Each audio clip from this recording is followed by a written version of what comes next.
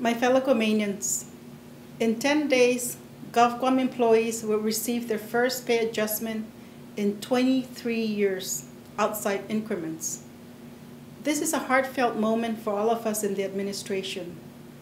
We've toiled the past 3 years with hard work and sacrifice so we can pull this government out of financial crisis and make good on the promises of the past. We started by paying tax refunds. Then we got vendor payments under control in the line agencies. We made timely allotments to education, health, and safety a regular thing. Then we began making our employees whole, little by little. We started with merit bonuses, then increments, then promised compensation. My fellow Guamanians, you are served by very hardworking and patient government workers. They've waited a long time for pay that they've earned, pay that was promised to them as long as 20 years ago. That's why we're so excited that in 10 days, we get to complete the promises to them and release paychecks that reflect their higher wages. When the HAY plan was implemented 4 years ago, several employees were upset because of inequities. We took these complaints seriously and made changes to fix those inequities. Now every employee can expect at the very least a 3% increase. On top of that, senior level employees no longer will be capped. There's something else I need to get off my chest that has been annoying me both as a public official and also as an accountant. When the HAY plan was implemented 4 years ago, there was no money for it.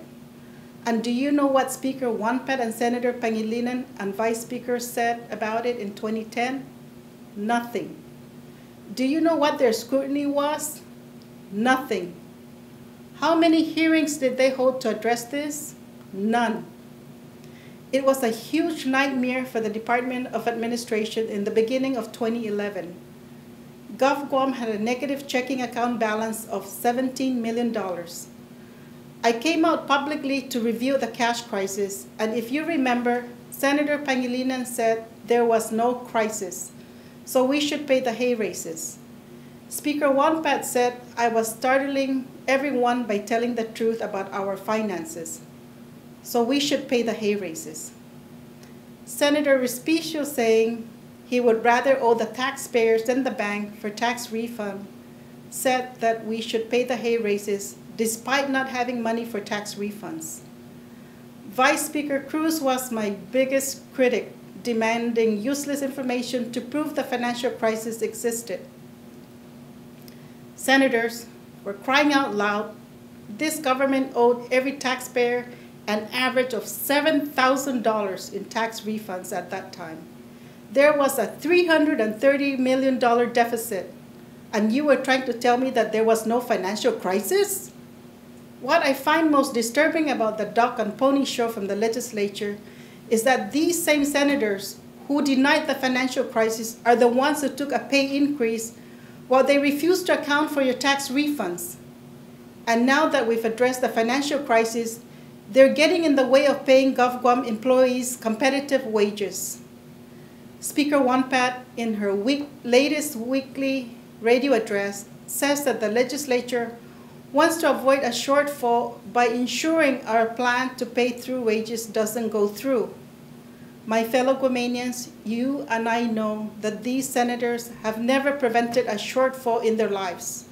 It was their irresponsible financial policies that led to the $330 million deficit that we had to clean.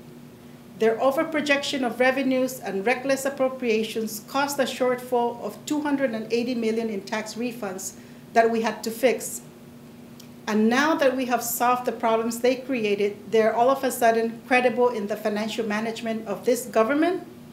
Their record shows no credibility. All they have done in the past 3 years is get in the way of progress. They got in the way of tax refunds. They managed to mess up the revaluation of property taxes.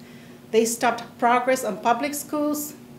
They've opposed our responsible fiscal policies, including the payment of obligations that they promised to employees and never paid. I cannot, in all good conscience, play this political game with them. They have been good at telling you over the past few weeks that they don't want a pay raise. Untrue. Their bill does nothing to roll back the pay raise they gave themselves, and in fact, keeps their salaries tied to judges. This is after the judiciary came out to suggest the judges' salaries are due for an increase, meaning senators will get a pay raise too. They have been telling you over the past week that they have a problem with the cost of our plan. Another dip into duplicity. The bill they sent to the governor will cost 2 times more than the governor's plan. 2 times more. The governor is proposing phased-in implementation of the raises this fiscal year. That will cost $7.7 million. The legislature is demanding full implementation at a cost of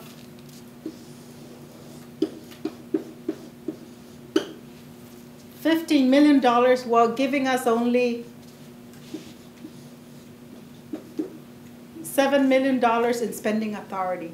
They want us to squeeze a Laguna into a Manzanita. Of course, you cannot fit that. They got upset that I didn't provide them a breakdown of our $7 million plan, yet they're pushing for a $15 million plan without explanation. Either they know this and they're just playing a political game, or they are not aware of this and are ignorant of the financial consequences of their actions.